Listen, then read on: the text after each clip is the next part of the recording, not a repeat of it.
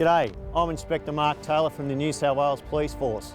Today we're at a police training facility and we're going to meet the latest police recruits.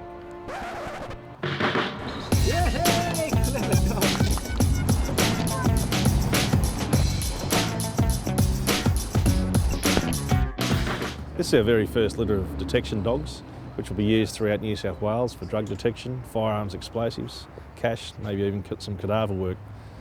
We've got 7 pups in this litter. All those in about 15 months' time will go be put with a handler and go on to work with a police officer throughout New South Wales.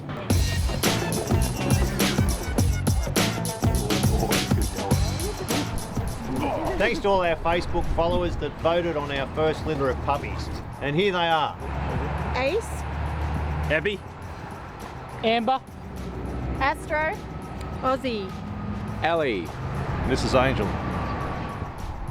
Join us on Facebook, follow us on Twitter and watch us on YouTube.